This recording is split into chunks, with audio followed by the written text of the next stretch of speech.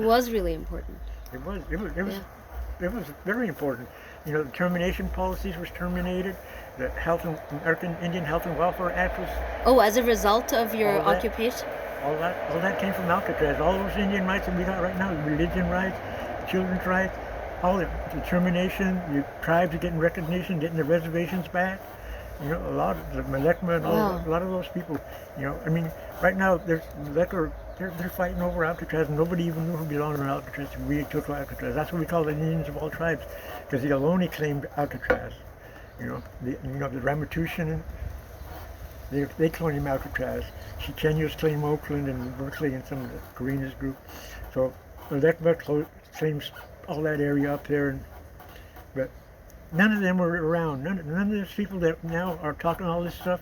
Oh, so it was different people who went to Alcatraz. Yeah. It wasn't all of these people who are No, now claiming this area. Yeah, no.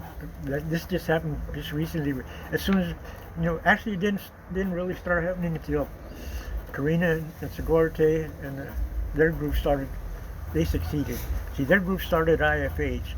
I was the only guy who was marching with them when they started their group. Karina and Janela started that group right there in the Intertribal Friendship House in 1997, 98. We started that group, and we were doing the rebuilding stuff. And we went to different reservations and helped them build their. That's why I know all that history. We went up there and rebuilt roundhouses and dressing areas, arbors, and all the tribes way up north, Elam, Clear Lake, Round Valley, and all these little tribes, Malekma. All the tribes that were up there. Grindig. I went to a lot of sweats and dances up there. Elder, what's the relationship between the American Indian movement and Alcatraz? I think there was Indians that were incarcerated there. When they first started gathering up the kids, they take them to the Indian boarding schools that we were talking about. We started gathering them up. The Hopis, they came to the Hopis and told them, "We're coming to get your children," because they were already taking children and putting them in children's homes all over. And so that the book was getting around. They came to the Hopis and told them, "We're coming to take your children." The Hopis are where? They're in Arizona, Colorado, New Mexico. Okay. So they were taking the Hopis. And actually, they forced the Hopis and Navajo to live together, and they were kind of like enemies at one time. And they still kind of have a little bickering going on back and forth right now. But they're more civilized, I think. They're more lawyer. We got a lot of Indian lawyers, and that's really cool. Indian architects, all that stuff. All that came because of Alcatraz. All that education came back. So did the American Indian movement start after the occupation at Alcatraz? American Indian movement wasn't even. They were a Minneapolis patrol that was in Minnesota. That's where they started, in Minnesota. They started in Minnesota? Yeah, that's where they're from. Okay. That's where the American Indian movement started. Clyde Bellacourt, Vernon Bellacourt. But was it inspired by Alcatraz? Yeah. Okay. Actually, the longest walk, the first longest walk they did from there, that was from Alcatraz. They started on Alcatraz. That was the first. That's when they started calling the South American Indian movement. Okay. Yeah, but they claimed they were the ones that they're not. They weren't. Because number one, AIM, American Indian Movement, is in-your-face organization. They would push, fight back, and do whatever needed to be done. Okay. Alcatraz is non-violent. Oh, okay. See, because if we'd have went in on a violent, they'd have blown us off the island right quick. And see, for years, I had been going to the island for a long time. This was after the occupation, and they had started the sunrise ceremonies in 1973. That's when everybody goes out on the island. I don't know if you've been out there for sunrise ceremony. I haven't gone yet. Well, I'm the one on the fire. I do the fire every year. Amazing. When does it happen? In October and November. And I don't know if it's going to happen. And non-Indigenous people are allowed to go? Yeah. Yeah, there's all kinds of people go out there.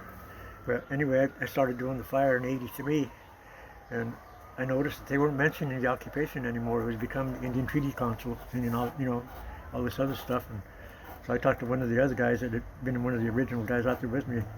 I told him, I said, "Man, they're not even mentioning us out there anymore." And he said, "What do you think? Why don't we just do something about it, man?" I said, "Well, let's check it out." So we went out there, and the Park Service had some kind of a edit. They wouldn't want to talk. They didn't want to talk to us about anything that happened out there on Alcatraz. They don't have nothing to do with any Alcatraz It's a people. federal park now, is it? Is it a state park? It's a federal park. It's a federal park? Still federal. But they don't talk about the history of the occupation. Now they do. Oh, now they do. They weren't then. In 1983, they were not. No. Okay. Up until 1996, when we finally got an in with some of the people, and only because we had met them earlier when they were interns, and they started learning learning from us, and we started getting more things, and some of the interns got into positions where they could help us more, by being respectful of them, and in turn you earn their respect. You don't get pushy and you don't get all crazy, and you just act like a human being and talk to them with respect. You get a lot more done than demanding stuff. So did the occupiers of Alcatraz, did they form an organization too? Yeah, that was called Indians of All Tribes. Oh, they did form an organization. Yeah. And is it still around? Yeah, it's still around, but some other people did some funky stuff with it, and it's not. But so They when incorporated I it. just wanted to understand the Alcatraz occupation more. So when they were occupying it, were they negotiating with the federal government while they were occupying it? Yeah, they negotiated till the end, and see that they had. I don't know if you were aware of a book called COINTEL Pro. I've heard of it, yeah. Okay, it was a book written by Hoover. J. Edgar Hoover wrote this book. Anyway, that book was to teach people how to be subversive, how to infiltrate groups, how to do all this. And they had a lot of infiltration on Alcatraz toward the end. Oh. That's how it got burned up. That's how the warden's house and all these other places got burned up, because it wasn't to our benefit for that to happen. See, as soon as that burned up, we lost public opinion, and that gave the federal government more of a chance to say, hey, So they infiltrated the movement. Yeah, all over. They infiltrated us, Black Panthers. Yeah. I mean, they infiltrated everywhere. Probably they're still infiltrating the Palestinians and all these other groups right now today. I mean, they're there. Yeah. There's no place. Probably this is the only place in camera because they can't hang it. Yeah. But they're everywhere. But before the infiltration got really bad, the movement was able to get some concessions for Native Americans, right? Like the Religious Freedom Act, and that happened right after that, because we were still active. Yeah. And the thing was, they took us off of Alcatraz. Okay. But we went They to took you off? Yeah. They forcibly took you off? Federal marshals. I got a picture in there somewhere. The federal marshals came in with guns and took us off. Oh dear. Okay. Then anyway, so when they took us off, I didn't go back until '83. Yeah. Then that same year, I got out there and the guy told me, he said, help me on the fire. He said, my regular guy didn't show up. And I said, all right. So I got on the fire with him. His wife was getting Alzheimer's. He says, man, I don't know if I'll make it next year. Do you think you can get somebody to help next time? And I said, sure. So he never made it back. So I've been a fireman temporary for 37 years now.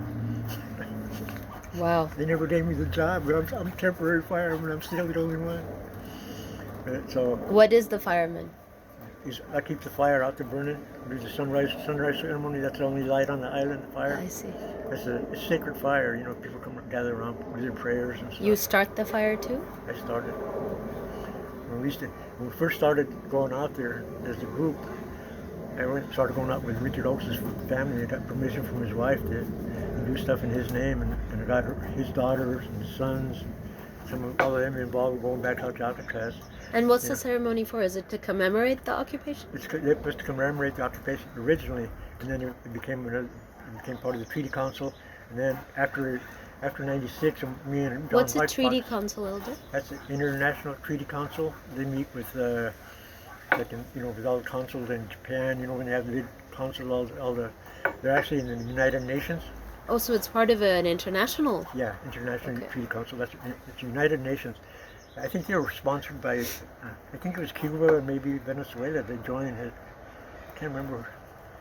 Way back, that kind of escapes me, but anyway. So international people come too to the ceremony? Yeah, there's some, it's and these people go to their councils every year. They go to every year they go to the United Nations and plead their cases, So for indigenous rights? That and all the other stuff but everything, the Navajo's got 80 million acres back, I think, of land. The Pueblo's got probably 40,000 acres.